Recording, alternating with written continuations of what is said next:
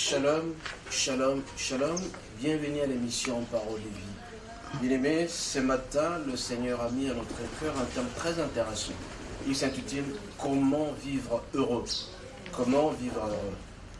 Bien-aimés, nous sommes sans ignorer que la plupart des gens, quand ils naissent, ils grandissent et ils vont disparaître. Ils veulent être heureux dans leur vie. Le bonheur, c'est sur le plan financier, c'est sur le plan de la santé, c'est sur le plan conjugal, sur le plan affectif. Dans plusieurs plans, la plupart des gens veulent être heureux. Raison pour laquelle il y a certaines conditions pour vivre heureux. Parce que nous avons été créés par Dieu, nous avons été façonnés par Dieu. Et pour être heureux, nous sommes appelés à nous rapprocher de lui pour savoir comment vivre heureux. Comment nous allons vivre le bonheur sur cette terre. Quand on est, on grandit. À certains moments, on veut disparaître à l'âge de 80 ans, 90 ans, voire 100 ans. Raison pour laquelle nous avons l'obligation, bien aimés, de vivre dans le bonheur. Pour ce faire, nous allons utiliser les versets suivants. 1 Roi 11, verset 38. 1 Roi 11, verset 38. Il est dit ceci. Si tu obéis à ce que je t'ordonnerai, si tu marches dans mes voies, et si tu fais ce qui est droit à mes yeux, en observant mes lois et mes commandements, comme l'a fait David, mon serviteur, je serai avec toi. Je te bâtirai une maison stable, comme j'en ai bâti une à David, et je te donnerai à Israël. Nous allons prier. Dieu d'Abraham, Dieu d'Isaac, de Jacob, Dieu de toutes les générations. Seigneur, ce matin, tu vas nous apprendre comment vivre heureux, comment vivre le bonheur. Seuls nous sommes incapables, mais quand cette parole sortira, qu'elle puisse toucher à toutes celles et tous ceux qui nous suivent, afin qu'ils puissent changer leur monde de vie et qu'ils vivent heureux dans cette vie que tu nous as donnée. Au nom de Jésus, nous t'avons ainsi prié. Amen. Bien-aimés, le bonheur dépend de vous. Le bonheur ne dépend pas d'autres personnes. Comment tu vas te comporter, comment tu vas vivre. Et si donc, en lisant 1 Roi 11, verset 38, il y a certaines conditions pour vivre le bonheur. La première condition, bien aimé, c'est qu'il faut respecter les ordonnances du Seigneur. Les ordonnances du Seigneur sont mises dans ce qu'on appelle le commandement que Moïse a reçu au mont Sinaï. C'est un nombre de 10. Il y a entre autres, tu dois aimer ton Dieu de tout ton cœur, de toute ton âme. Tu dois aimer Dieu plus que toi-même. Tu dois faire en sorte que le Seigneur habite en toi, sincèrement. Et en plus de cela, il y a ne commettez pas l'impudicité, ne volez pas, ne violez pas, ne commettez pas. Tout ça, ça se trouve dans le commandement du Seigneur. Le Seigneur nous dit ici, pour que tu vives heureux, tu dois respecter mes ordonnances. Tu dois marcher dans mes voies. Quelles sont les voies? Les voies de Dieu, c'est que ce sont les voies qui nous amènent vers la crainte du Seigneur. Quand tu crains Dieu, mon bien-aimé, tu vas réaliser que ta vie sera heureuse. Tu veux être heureux, tu veux vivre dans le bonheur. Apprends à craindre Dieu. La crainte du Seigneur, le commandement de la sagesse. La crainte de Dieu, c'est doit dire quoi? Ça dit, chaque fois que tu veux poser un acte, tu te poses la question, est-ce que le Seigneur sera content de ce que je vais faire?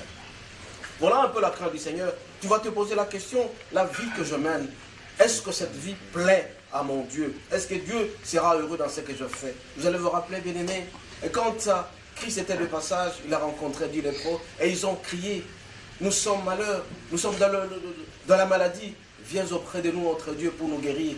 Et le Seigneur a dit tout simplement, allez auprès du sacrificateur, allez vous montrer. Ils ont obéi à ce que le Seigneur leur a dit. C'est-à-dire qu'ils ont obéi à la parole. Donc si tu obéis à la parole de Dieu, tu seras heureux dans ta vie. Est-ce que toi tu obéis à la parole de Dieu? C'est vrai que les commandements sont très difficiles. Est-ce que tu apprends à obéir au commandement du Seigneur? Obéir à Dieu, c'est-à-dire écouter sa parole. Accepter ce que le Seigneur dit. Fais ce que le Seigneur te demande. À un certain moment, nous sommes à l'écoute du Saint-Esprit. Quand le Saint-Esprit t'interdit de poser tel acte, tu dois apprendre à t'interdire aussi. Si le Seigneur te demande de faire quelque chose, tu es appelé à le faire. Bien-aimé, pour vivre longtemps sur cette terre, pour être heureux dans cette terre, nous sommes appelés à respecter les ordonnances du Seigneur. Nous devons marcher dans ses voies et faire ce qui est droit aux yeux du Seigneur. Quand tu commets l'impudicité, est-ce que tu fais ce qui est droit aux yeux du Seigneur? Quand tu ne sais pas donner les offrandes, est-ce que tu fais ce qui est droit auprès du Seigneur? Et en plus de cela, on nous dit, on va nous donner une maison stable comme celle de David. Une maison stable, c'est là où il n'y a pas la maladie, il n'y a pas de perturbation, il n'y a pas de gens qui se créent, qui sont colériques. Rappelez-vous, il y a certains couples qui vivent toujours en discordance, des couples qui ne vivent jamais en harmonie. Le Seigneur nous demande, bien aimé, de vivre en harmonie.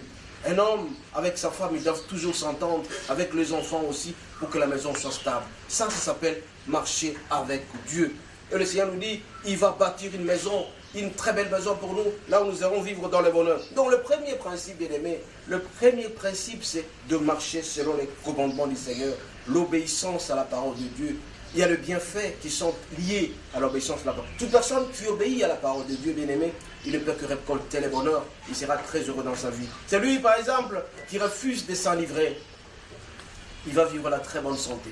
C'est lui qui s'adonne à des futilités, à l'impureté.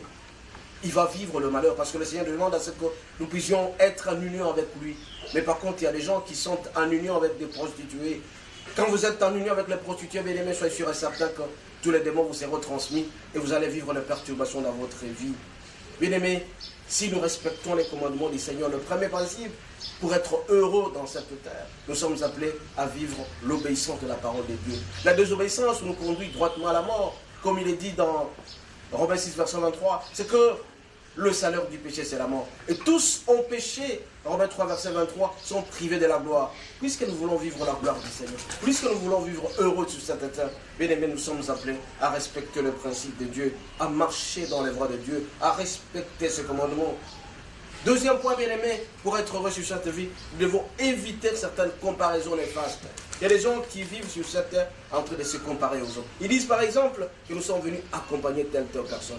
Nous ne sommes pas bien. Il faut éviter de faire ça. Les comparaisons nous mènent droitement à la mort.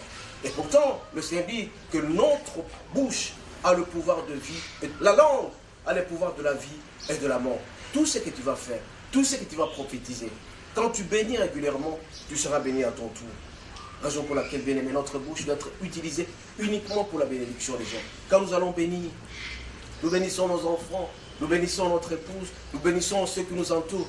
Bien aimé, nous allons vivre dans la joie. Raison pour laquelle cette comparaison doit être positive. Donc, quand nous bénissons, nous serons bénis. Par contre, quand nous maudissons, quand nous parlons mal contre telle ou telle personne, soyons sûrs et certains, bien aimés, qu'on n'aura pas la bénédiction, on ne sera pas heureux sur cette terre. Troisième condition, bien aimé, pour être heureux sur cette terre, nous devons éviter l'orgueil. L'orgueil précède notre chute. Celui qui est orgueilleux, il ne sait pas faire en sorte que l'autre soit écouté. Il se prend pour lui-même, il n'est pas humble. Parce que le Seigneur dit que si vous êtes orgueilleux, vous allez résister à lui. Et à ce moment-là, vous allez droitement au mur. Mais par contre, avec l'humilité, celui qui s'humilie devant Dieu. Rappelez-vous, dans cette histoire même de 10 lépreux, ceux-là qui ont été guéris, ils étaient loin du Seigneur. Ils se sont dit, on ne peut pas s'approcher. Ils se sont humiliés parce qu'en Samarie, bien aimé, il n'avait pas le droit de rester à côté de Juif. Parce que le Juif était supérieur, il s'est côté comme état supérieur au Samaritain. Et alors, le Samaritain, quand il voulait demander un service auprès du Seigneur, ils étaient obligés, bien aimé, d'être loin. Donc ils étaient humbles, ces Samaritains. Le fait d'être humbles, ils ont vu Jésus de loin, ils ont crié, ils ont utilisé leur voix pour demander au Seigneur, et le Seigneur les a guéris et les a bénis, et ils sont partis guéris dans la joie. Nous aussi, bien aimés, rappelons-nous que nous devons toujours être humbles. L'humilité précède la gloire. Tu veux avoir ta gloire, sois humble dans ta vie. Ce n'est pas toi qui connais tout. Il y a des gens qui sont appelés le monsieur, je sais tout. Même si on veut lui donner des conseils, il connaît tout. Raison pour laquelle nous devons avoir l'obligation bien aimé, d'être humble. Et quand nous sommes humbles, nous allons réussir complètement notre pari. Parce que le Seigneur nous aime et veut que nous puissions être heureux. Comment vivre heureux sur cette terre, bien aimé? Le principe de commandement, nous devons le respecter. L'obéissance à la parole, parce que la désobéissance nous conduira droitement à la mort. Deuxième lieu, bien aimé, les comparaisons néfastes nous amènent aussi droitement à la mort. Parce que celui qui est en nous est plus fort que celui qui est dans le monde. Nous devons faire en sorte que le Christ qui habite en nous puisse tout simplement grandir. Raison pour laquelle cette amitié avec Dieu, cette communion avec Dieu doit aller toujours crescendo. Quand tu vas aimer Dieu de plus en plus, tu vas marcher selon les voies du Seigneur et tu feras ce qui est droit aux yeux du Seigneur. Donc, bien aimés, observons les lois et commandements du Seigneur pour vivre les bonheurs. Observons tous ces commandements-là. Et quand nous allons respecter ces commandements, bien aimés, le bonheur va nous accompagner. Et quand le bonheur nous accompagnera, nous aurons la crainte du Seigneur. La parole de Dieu déclare la crainte de l'Éternel et le commencement de la sagesse. Et quand nous allons craindre Dieu, nous allons éviter de commettre ce qui peut nous salir. J'ai toujours appelé ici, bien aimé, les sortes de sanctification. Sanctification morale, sanctification physique et sanctification spirituelle. La plupart des gens ne savent pas vivre les différentes sanctifications. Parce que quand tu es sanctifié, bien aimé, tu te rapproches de plus en plus de Dieu. Le fait de te rapprocher de lui, il va aussi s'approcher de toi. Et à ce moment-là, tu vas vivre les bénédictions que tu cherches. Rappelez-vous, Abraham, à tout moment quand il s'est déplacé, il s'est rapproché du Christ. De même pour Jacob. Jacob a été l'homme le plus riche. Parce que tout simplement, il s'approchait du Christ et il faisait ce qui était droit aux yeux du Seigneur. Nous aussi, bien-aimés, pour que nous puissions être heureux, le Seigneur nous demande. Il nous commande donc de nous rapprocher de lui, d'être humbles. Et quand nous allons être humbles, bien-aimés, nous allons mériter toutes ces bénédictions. Les bénédictions dépendent de nous, notre Dieu. C'est Dieu qui nous dit, nos bénédictions dépendent de toi. Parce qu'au fur et à mesure que tu vas te rapprocher de Christ, Christ, lui aussi, viendra auprès de toi. Quatrième lieu, bien-aimé, nous devons imiter Christ qui est notre modèle. Christ n'a pas péché et veut à ce que nous puissions tendre vers la sanctification, vers la santé, vers la pureté. Quand nous allons nous rapprocher de plus en plus de lui, pour la purification, bien-aimés, nous serons heureux dans notre vie. Suivons Christ, faisons la paix avec Christ. Quand tu fais la paix avec Christ c'est quoi? C'est le suivre, de vivre de par sa grâce. C'est sa grâce seule qui peut nous aider à aller de l'avant. C'est pourquoi ce matin, dans notre émission Parole de vie, le Seigneur nous demande que nous puissions solliciter notre bonheur auprès de lui, en gardant ses commandements, en nous rapprochant de plus en plus, en étant humble, en le craignant de plus en plus. Bien aimé, le dernier point c'est quoi? C'est la repentance. Tu veux être heureux, tu dois apprendre à te repentir. Quand tu as commis une faute auprès du Seigneur, tu as commis une faute auprès de l'autre, tu es appelé à demander pardon. Ça s'appelle la repentance. Parce que Dieu nous accorde toujours sa miséricorde. Et auprès de nous, il y a des gens qui peuvent nous accorder facilement la miséricorde. D'où la nécessité pour nous aussi de savoir pardonner. Quand nous allons pardonner, nous allons vivre les bonheurs. Notre santé à un certain moment, que ce soit la santé financière, que ce soit la santé physique, dépend de la manière dont nous nous comportons. Du pardon que nous accordons aux autres. Est-ce que tu sais accorder le pardon facilement à ton épouse? Est-ce que tu sais accorder pardon facilement à tes enfants, à tes amis qui t'ont offensé? Parce que toi, quand tu as commis une faute, tu demandes, tu sollicites auprès du Seigneur le pardon. Et le Seigneur n'a jamais été dur avec toi, il t'accorde toujours le pardon. Alors pour prospérer, pour être heureux, pour vivre le bonheur, pour que ton cœur soit dégagé complètement, tu dois savoir pardonner. Et toi aussi, à ton tour, si tu commets des fautes, tu commets des bavures, tu es appelé à aller auprès du Seigneur, demander pardon pour qu'il te pardonne aussi.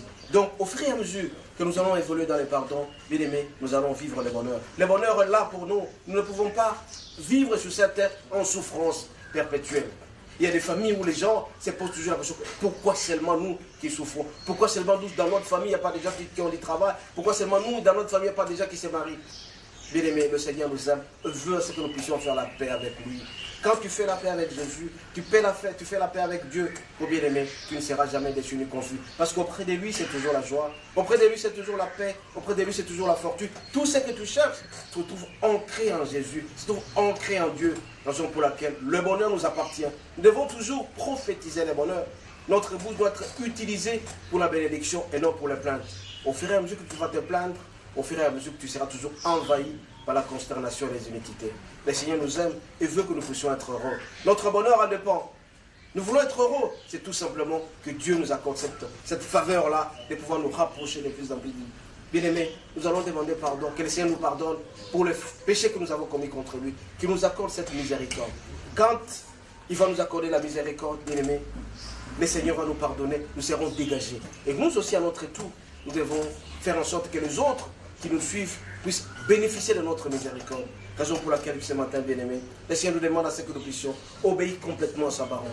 Nous devons obéir à ses commandements. Nous devons faire ce qui est droit à ses yeux. Nous devons être la source de toutes les bénédictions. Faisons en sorte que les autres soient heureux quand nous sommes heureux. Bien-aimés, évitons d'être égoïstes. Quand tu es égoïste, à un certain moment, tu ne seras pas heureux. Tu ne vivras pas le bonheur. Les autres doivent bénéficier. Parce que quand Dieu s'est adressé à Abraham, dans Genèse 12, verset 2, il a dit, tu seras une source de bénédiction pour les autres. Nous aussi, nous devons être la source de bénédiction pour les autres, pour que nous soyons aussi heureux. Quand tu es la source de bénédiction pour les autres sont bénis, toi aussi à ton tour, tu seras béni. Raison pour laquelle ce matin, pour notre bonheur, nous avons certaines conditions. Respectons les principes des commandements, évitons de nous comparer. À travers notre bouche, nous devons toujours bénir. Aussi, nous devons accorder le pardon aux autres à travers la miséricorde. Nous devons être la source de bénédiction pour les autres. Et quand nous serons la source de bénédiction pour les autres, nous serons bénis davantage. Tout ce que nous allons faire va réussir. Et nous devons nous rapprocher de plus en plus de Christ, qui est notre modèle. Faisons la paix avec Christ. Et quand nous allons faire la paix avec Christ, bien aimés, nous serons heureux dans notre vie. Nous allons prier. Tendre Père, ce matin, encore une fois, tu nous édifies. Tu nous as appris que pour être heureux dans notre vie, nous sommes appelés à respecter le principe de commandement. Nous sommes appelés à t'obéir. Nous devons éviter certaines mauvaises comparaisons. Nous devons bénir Et nous devons aussi pardonner, nous devons être la source de bénédiction pour les autres. Mais il est difficile de la faire sans toi, notre Dieu, notre roi. Nous sollicitons à ce que le Saint-Esprit habite en nous, qu'il croisse en nous et que nous aussi à notre tour, que nous puissions bénir les autres. Notre objectif, bien aimé, c'est de vivre les bonheurs sur cette terre. La terre que nous nous a octroyée, pour que nous puissions bénir les autres aussi. Nous t'avons ici prié au nom de Jésus. Amen. Soyez bénis.